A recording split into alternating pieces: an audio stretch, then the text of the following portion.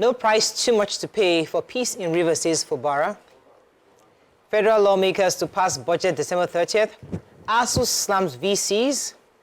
CBN banks breach loan limit regulation. Makinde canvasses peace as Shaun gets staff of office.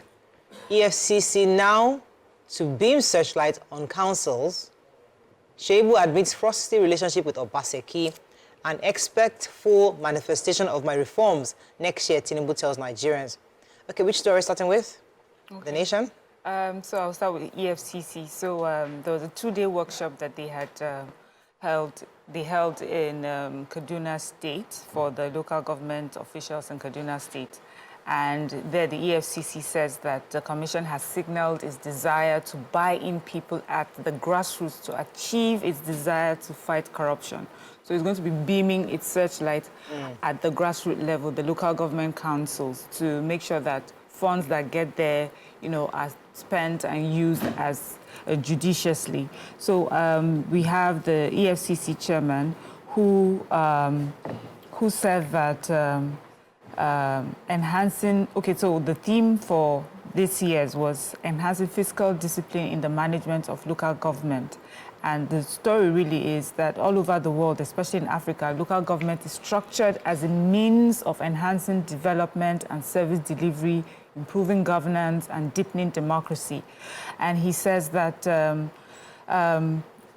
funds can never be enough. The funds get to the grassroots, no matter what, it can never be enough. And so the way you manage these resources is how it's what helps and how it helps that, development and progress and growth happens. And so they're going to be watching how funds are spent at the grassroots, and they're also asking Nigerians, especially at the grassroots, to keep an eye open as well, to see when they see something, to say something. And this will help in making sure that, the little resources that get there go around and development comes to everyone. It says the large number of Nigerians live in the grassroots, and it's important that development reaches them, and the monies that's sent there is used really for them, and it's not, frittered away through corruption. Okay. Our president is here speaking yesterday, reflecting on his administration's 6 months in office, assuring Nigerians of full manifestation of the results from next year. He gave the government kudos for the improvement on security in the southeast, south-south, northeast, and northwest, saying that Boko Haram and bandits were being routed out by security agents. He was also saying that he also thanked the armed forces for the work they've done and the DSS so far to help to reduce crime rates across the country. So we need our country to work. We need things to improve. We want to do the right things. And Mr. President is ensuring that we should just wait 2024 as things will begin to unravel and we see the manifestation of all the work they're doing this year. Toby. Okay, so the Academic Staff Union of Universities, that's ASU, had a celebration of the Heroes Day. And in that meeting, there was the union's national president, Professor Emmanuel Osodeke, who was speaking about the heroes of our institutions. And he went on to say that so far, in the last 6 to 10 years, we'd realized that universities no longer advertise job vacancies in newspapers. And so he says that, so how have they been employing people? And he went on to say that, it is apparent, alleged that VCs would take names from royal fathers, from politicians, and then just put it as employment list, basically. And he says that he has promised that the union will fight the misnomer and ensure the restoration of sanity in these systems, because he found out also that between the last 6 to 10 years, the population of staff has tripled over the years. So how is it that there are more people coming in, but we're not finding how it is that they're coming in, basically? Okay, Papa? Yes, so I'm taking the CBN.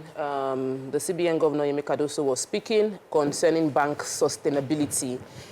He said that many banks have breached the loan limit regulation. So a bank is not allowed to give more than 20% of its shareholder funds to one person, that is one person or a company. And that has been happening. He also mentioned the fact that it's been 10 years since the recapitalization that former governor of CBN, current governor of another state, Soludo, ensured happened 10 years ago, which was timely. He said because 2 years after that policy took effect, where banks were made to go from 2 billion to 25 billion, there was a global economic crisis. And if the policy hadn't taken effect before then, many Nigerian banks would have been insolvent and citizens would have lost a lot of money. So in doing that now, from 25 billion, there's a recapitalization going to 1 trillion. Each bank must now have a capital base of 1 trillion, and they are hoping that this will strengthen the banks in the future. Then they mentioned defaulters, banks that have been giving excessive loans, defaulting banks to pay as additional loan loss provision, because if you give so much funds to one person and the person defaults, it would affect your capital base, and that is to protect them. But they realize there are more needs. So by increasing the capital base, they increase the loan leverage that can be given. Somebody from Access Bank was saying it was a very good thing. Everybody's looking forward to how the banks will rally around to make it work. We're hoping to see mega banks emerge. There might be some mergers that would happen from this. So. Okay, Daily Sun, APC, Oshomole indicts Buni and Adamu. Insecurity, Ribadu laws embar as governor promises tougher measures against criminals. PDP clerk rejects terms of Fubara Wike truce. We aim at making Nigeria's upstream sector investors' destination, says NUPRC. NLC knocks FG as cash crunch worsens. NSA asks EFCC to track proceeds of kidnapping and terrorism. Budget, FG gives zero allocation to 2024 census. And Lagos to roll out 50 electric buses, 100 CNG vehicles. Okay, let me take the NSA. So the National Security Advisor, Malam Nuhu Ribadu, has commended the efforts of the Enugu State Governor, Governor Peter Mbah, at restoring normalcy in the state, saying his administration has fought insecurity to a standstill in the state. This was given as Governor Mbah had commended the EFCC on his success at fighting corruption, reiterating the administration's commitment of his administration to waging remorseless war on corruption and insecurity. It's not like they just complement each other. Anyways, so speaking at the event, Ribadu, who was special guest of honor, reiterated the federal government's commitment to the war against insecurity and corruption across the country, adding that the president would ensure law enforcement agencies do their work to the optimum. And so that's pretty much what was said. Let me see if we can go on a break. Yeah, go ahead, take your story. So this is Lagos State. The governor of Lagos State yesterday commissioned the 4th flyover constructed along the Lagos Rail Mass Transit. That's the Red Line. And they says this signifies the completion of the 37-kilometer rail network connecting Lagos and Ogun states. So it's described as a T-shaped overpass planned along a 10-level crossing along the rail alignment. It will eliminate pedestrian and vehicular interference on the tracks. The flyover significantly reduce the risk of accidents and collisions between the trains and vehicles. And this is expected to move more than 500,000 passengers daily when it becomes operational. It stretches from Agbado to Oyingbo with 8 stations at Agbado, Iju, Agege, Ikeja, Oshodi, Mushin, Yaba, and terminates at Oyingbo. So, you know, this is fantastic. We're excited about it. But he also mentioned that in 2024, it will be rolling out 50 electric buses for passenger operations in pilot phase. This is following the completion of proof of concept on the feasibility of the use of non-combustible engines as substitutes for fuel-powered vehicles.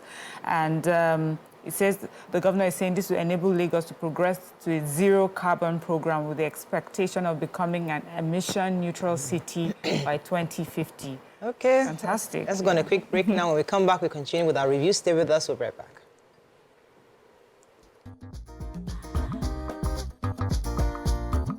Thanks for staying with us. Still reviewing Sun. Toby, you have a story there? Yes, the chairman of the Senate Committee on National Population Census, National Population Commission, Abdul Ningi, yesterday told members of the National Assembly that there was no provision made for the 2024 National Population Census that is going to happen.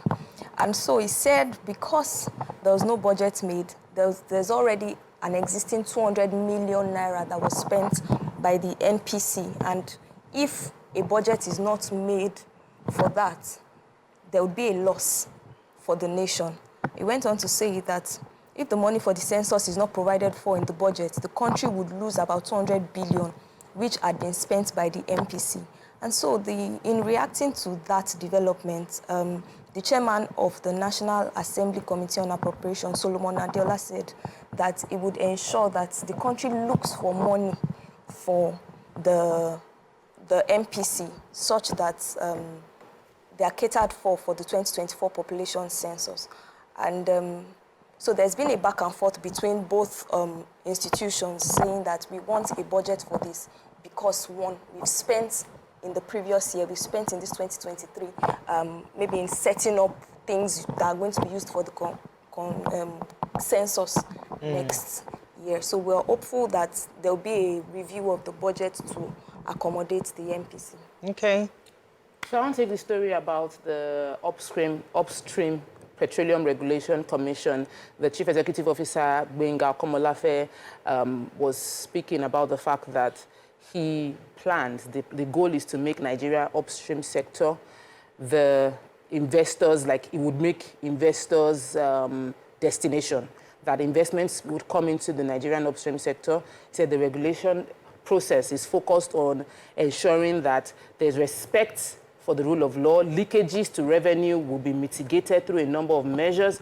And he said, most importantly, this would ramp up the Federation revenue.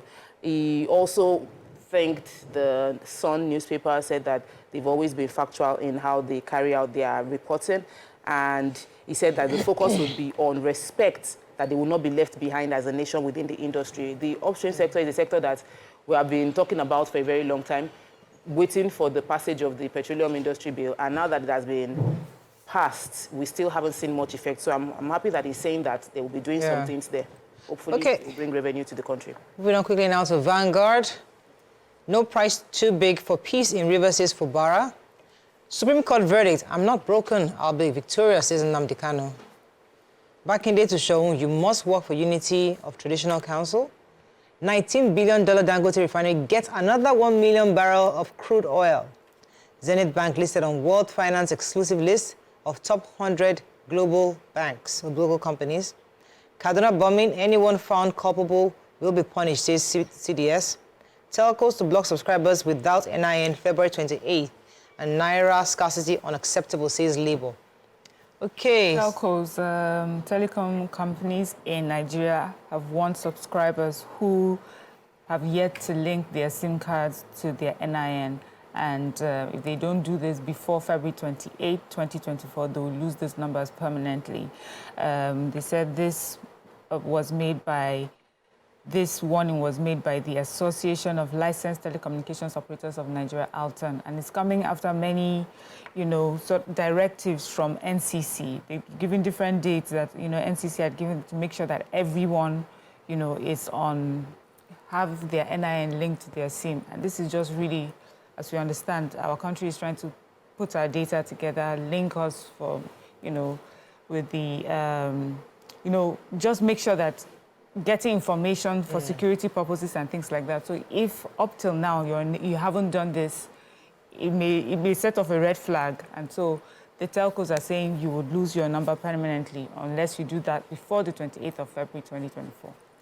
Okay, so yesterday, Ogbomoso was abuzz as Governor Seyi Makinde of Oyo State urged the newly installed Shoun of Ogbomoso, Oba Gandhi Afolabi Olaoye Orumogege III, to use his office to foster unity amongst traditional rulers in the state. Makinde made the call yesterday in the presentation of the official staff of office to the new monarch held at the Ogbomoso Township. He said, I urge you to use your wisdom and experience to foster unity amongst your colleagues, the traditional rulers. Makinde also commended the people of Ogbomoso for their peaceful conduct during the selection process for the new monarch. He praised the kingmakers for their diligence and integrity and assured them of his administration's support. He also pledged support of his administration for all the monarchs. Your role as royal fathers goes beyond Ogbomoso, but you are the father of all. You are influence across the entire country and the state. I'm really, really happy for him. Yeah, and congratulations to him and the all new the people of king. Shoun of Ogbomoso. There was something you said. There was a... Oromogege. Yeah. Abi... Yeah. Everybody has hailings, the way they hail their people. In Rivers State, however, they are fighting for peace. Or rather, the governor, Fubara, has said that there is no price too high to pay for peace. This is as major PDP elder statements have said that this is not right, that this peace accord, the truce, the eight-point agreed truce is undermining the position of the governor and that it shouldn't be agreed to. But the governor himself was speaking at the third convocation of the sixth Founders Day ceremony at PAMO University of Medical Sciences in Iriebe Town. He said that there's no price too high or too big to pay to ensure that peace prevails. He has assured that he will continue to pay the necessary price to guarantee peace within the state. He also said that the provision of educational quality system, while that some progress have been made in the state, but a lot more will be made under his administration. He's asked people to calm down on the statements being made by those that support him on how the agreement undermines his position as the governor of the state.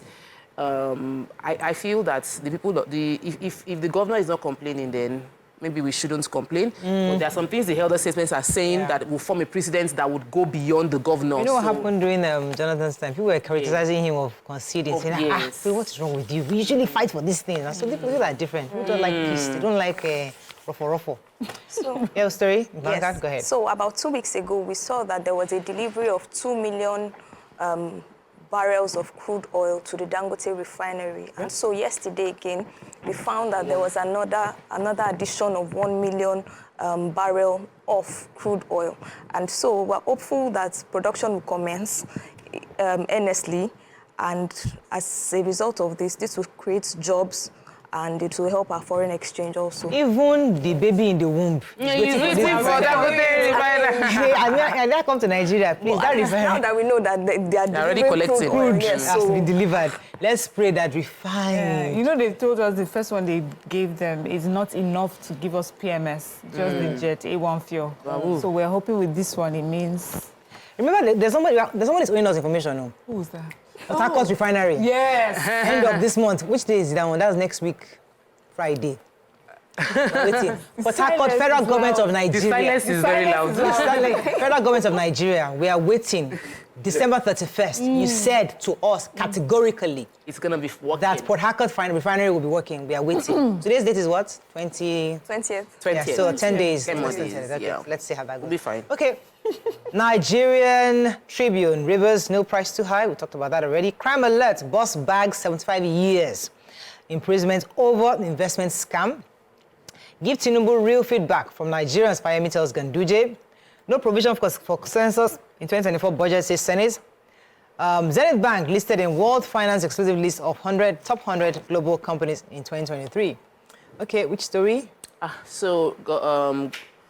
The national security, did you take the story about the NSA? Nuhu Ribadu mentioning that he was commending Peter Amba. Yes. Was that the exact story? Funny enough. No, but you can take it again. No, there's Nigerians not here.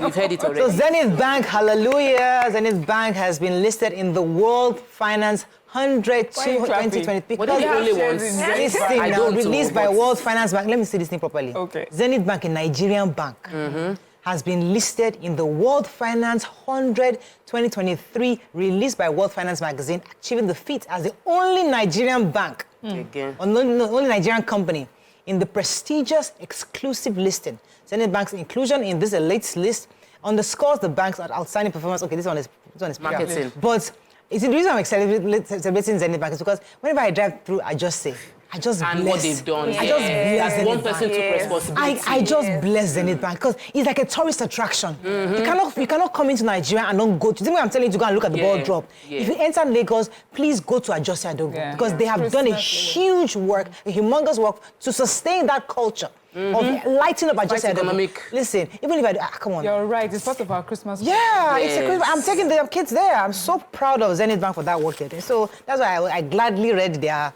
top 100 listing. And they were the only Nigerian company. Yeah, the only Nigerian company. So that's huge. Something worth. Congratulations to the entire Zenith Bank. All right, let's go. It's not that time now. We don't finish time. Let's go on a break. When we come back, move on to the next sponsored segment. Stay with us. We'll be right back.